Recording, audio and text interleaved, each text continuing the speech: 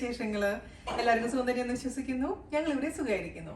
അപ്പൊ ഞാൻ വന്നിരിക്കുന്നത് വളരെ എളുപ്പത്തിൽ തയ്യാറാക്കാൻ പറ്റുന്ന ഒരു ബ്രേക്ക്ഫാസ്റ്റിന്റെ റെസിപ്പി ആയിട്ടാണ്. ബ്രേക്ക്ഫാസ്റ്റ് മാത്രമല്ല, അത് ഏത് സമയത്ത് കഴിക്കാൻ പറ്റുന്ന ഒരു അപ്പം, അതായത് ഇൻസ്റ്റന്റ് ആയി തയ്യാറാക്കാൻ പറ്റുന്ന നമ്മുടെ റവ വെച്ചിട്ടുള്ള അപ്പമാണ്. അപ്പൊ എല്ലാവരും തയ്യാറാക്കി നോക്കുക.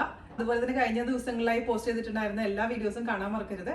അപ്പൊ ഒട്ടും താമസിച്ചാണ് നമുക്ക് ഇങ്ങനെയാണ് രുചികരമായിട്ടുള്ള ഇൻസ്റ്റന്റ് റവ അപ്പം തയ്യാറാക്കാം എന്ന് നോക്കിയിട്ട് വരാം. ഓക്കെ, അപ്പോൾ വളരെ പെട്ടെന്ന് ഉണ്ടാക്കാൻ പറ്റുന്ന ഒരു ബ്രേക്ക്ഫാസ്റ്റ്. അപ്പോൾ നിങ്ങൾ ഒരുപാട് നാളുകളായില്ല എൻ്റെ അടുത്ത് പറയുന്നത് ക്യുക്കായിട്ടുള്ള ബ്രേക്ക്ഫാസ്റ്റ് റെസിപ്പി ഇടാൻ പറഞ്ഞിട്ട്. അപ്പോൾ അതിനുവേണ്ടി ഞാനിവിടെ ആദ്യം എടുത്ത് വെച്ചിരിക്കുന്നത് റവയാണ്. 1 കപ്പ് റവ, 250 ml കപ്പിൽ ഞാൻ 1 കപ്പ് റവ എടുത്തിട്ടുണ്ട്. അതുപോലെ തന്നെ 1/2 കപ്പ് ആട്ട എടുത്തിട്ടുണ്ട്, ഗോതമ്പ് പൊടി എടുത്തിട്ടുണ്ട്. കുറച്ചൊന്ന് ഹെൽത്തി ആക്കാമെന്ന് വിചാരിച്ചിട്ടാണ്. അപ്പം നമ്മൾ ആദ്യം എന്താ ചെയ്യേണ്ടതെന്ന് വെച്ച് കഴിഞ്ഞാൽ, ഒരു മിക്സിയുടെ വലിയ ജാർ എടുക്കാം.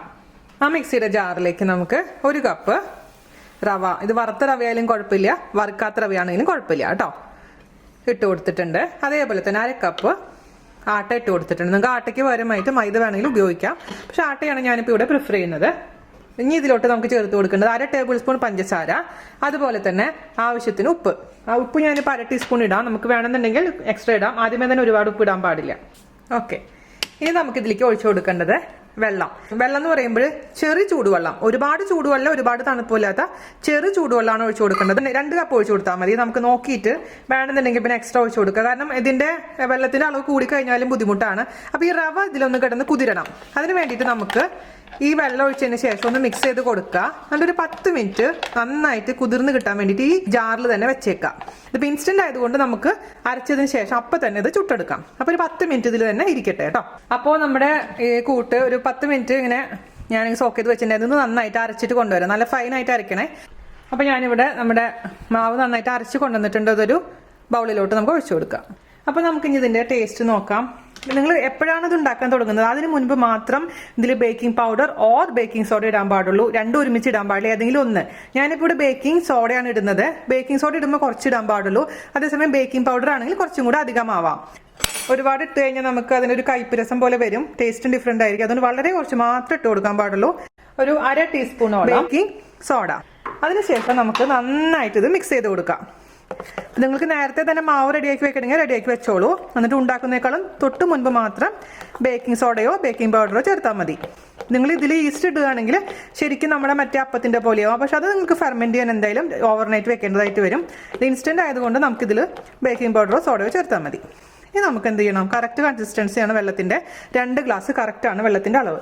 അപ്പോൾ ഇതിൻ്റെ നമുക്ക് ഉപ്പ് രസം നോക്കാം, കറക്റ്റ് ആയിട്ടുണ്ട്. നമുക്കിനി ഉണ്ടാക്കാൻ തുടങ്ങാം. ഒരു നോൺ സ്റ്റിക്ക് പാൻ അടുപ്പത്ത് വെക്കുക.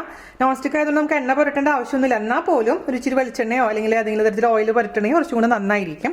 ഒരുപാട് അങ്ങ് തേക്കാൻ പാടില്ല, ജസ്റ്റ് ഒന്ന് റബ്ബ് ചെയ്ത് കൊടുക്കാനേ പാടുള്ളൂ. ഞാൻ ഇച്ചിരി വെളിച്ചെണ്ണ ജസ്റ്റ് ഒന്ന് പുരട്ടി കൊടുക്കുക. ഇതിന് അടച്ച് വെച്ച് വേവിക്കേണ്ട ആവശ്യമൊന്നുമില്ല. അടയ്ക്കാതെ ഓപ്പൺ ചെയ്ത് വെച്ച് തന്നെ നന്നായി കുക്കായി കിട്ടും. അപ്പം നമുക്കിത് മീഡിയം തീ വെക്കേണ്ടത്. മീഡിയം ചൂടാവുന്ന സമയത്ത് നമുക്കിതിലോട്ട് മാവ് ഒഴിച്ചു കൊടുക്കണം. അപ്പം നമ്മുടെ തവ ചൂടായിട്ടുണ്ട്. അതിലോട്ട് നമുക്ക് ആദ്യത്തെ ഒരു കയ്യിൽ ഒഴിച്ചു കൊടുക്കാം. ചെറിയൊരു കയ്യിൽ മാവ് ഒഴിച്ചു കൊടുത്ത് ജസ്റ്റ് ഒന്ന് പരത്താം, ഓവറായിട്ട് പരത്താൻ പാടില്ല കേട്ടോ. ഞാൻ ഹോൾസ് വരാൻ തുടങ്ങുന്ന സമയത്ത് നമുക്ക് തീ കുറയ്ക്കണം. ഞാൻ തീ കുറച്ചിട്ടുണ്ട്. ഈ കളർ ചേഞ്ച് ആവുന്ന സമയത്ത് ഇത് നന്നായി കുക്കായിട്ടുണ്ടെന്നാണ് ഇതിൻ്റെ അർത്ഥം. ആ വൈറ്റ് കളർ മാറി പ്രോപ്പർ കളർ വരുന്ന സമയത്ത് നമുക്കതങ്ങ് എടുക്കാം. അങ്ങനെ നിറയെ ഹോൾസ് ഉള്ള നമ്മുടെ റവ അപ്പം റെഡി ആയിട്ടുണ്ട്. ഇതുപോലെ തന്നെ എല്ലാം ഉണ്ടാക്കിയെടുക്കാം കേട്ടോ. അപ്പൊ നമുക്ക് റവാപ്പ കിട്ടിയിരിക്കുന്നത് ഈ ഒരു അളവിൽ നിന്ന് 10 എണ്ണമാണ് കേട്ടോ. മീഡിയം സൈസുള്ള റവാപ്പാണ്, നല്ല സോഫ്റ്റ് ആണ്. ഇത് ഞാൻ പറഞ്ഞ പോലെ എന്ത് കറിയുടെ കൂടെ നമുക്ക് കഴിക്കാൻ. അപ്പൊ അതിന്റെ ബാക്ക് സൈഡ് കാണിച്ചിട്ടുണ്ടേ, ബാക്ക് സൈഡിൽ ഒട്ടും തന്നെ കളർ വ്യത്യാസം വന്നിട്ടില്ല, നല്ല രസമായിട്ടിരിപ്പുണ്ട്. അപ്പോൾ ചൂടോടുകൂടി കഴിക്കാം, അല്ലെങ്കിൽ ചൂടാറിയാലും കുഴപ്പമൊന്നുമില്ല. ഞാൻ ഒരെണ്ണം കഴിച്ച് നോക്കട്ടെ. അപ്പം നമ്മുടെ ഒരു അപ്പത്തിൻ്റെ അടുത്തേക്ക് കുറച്ച് മുട്ടക്കറി ഒഴിച്ചു കൊടുക്കാം. ഞാൻ തേങ്ങാപ്പാൽ ഒഴിച്ച മുട്ടക്കറിയാണ് ഇതിൻ്റെ കൂടെ സെർവ് ചെയ്യുന്നത്. ഇതിൻ്റെ റെസിപ്പിയുടെ ലിങ്ക് ഞാൻ താഴെ തരാം. പണ്ടിട്ടിരുന്ന ഒരു വീഡിയോ ആണ്. ഇങ്ങനെ നല്ല ഓട്ടയുള്ള ഇങ്ങനെ സോഫ്റ്റ് ആയിട്ടുള്ള ഇങ്ങനെ അപ്പം ഇങ്ങനെ മുറിച്ചെടുക്കുക, മുട്ടക്കറിയിൽ ഇങ്ങനെ മുക്കുക. അപ്പോൾ ഈ ഹോൾസിലോട്ടൊക്കെ ഇങ്ങനെ കറി ഇങ്ങനെ ഉള്ളിലോട്ടങ്ങ് പൊക്കോളും. എന്നിട്ട് ഇങ്ങനെ വായത്തോട്ട് കൊണ്ടുപോയിട്ട് വായിലേക്ക് ഇട്ട് കൊടുക്കുക. അതെ വാ, ഒരു പണിയില്ലാണ്ട് സൂപ്പർ ടേസ്റ്റി ആയിട്ടുള്ള ഒരപ്പം നമുക്ക് ഉണ്ടാക്കിയെടുക്കാൻ പറ്റി. അപ്പോൾ എല്ലാവരും തയ്യാറാക്കി നോക്കുക. ടേസ്റ്റി ആയിട്ടുള്ള, അതേസമയം ഈസി ആയിട്ടുള്ള ബ്രേക്ക്ഫാസ്റ്റ് അഭിപ്രായം പറയാൻ മറക്കരുത്. അത് മാത്രമല്ല ദയവേത് മറ്റുള്ളവർക്ക് ഷെയർ ചെയ്യുക, നമ്മളെ വീഡിയോസൊക്കെ ഒന്ന് കാണുക, സപ്പോർട്ട് ചെയ്യുക. എങ്കിൽ മാത്രമാണ് ഇതുപോലത്തെ റെസിപ്പീസ് നിങ്ങൾക്ക് വേണ്ടി എനിക്ക് കൊണ്ടുവരാൻ പറ്റുള്ളൂ. അപ്പോൾ അടുത്ത അടിപൊളിയിലെ റെസിപ്പി ആയിട്ട് വരുന്നത് വരെ നന്ദി, നമസ്കാരം. താങ്ക്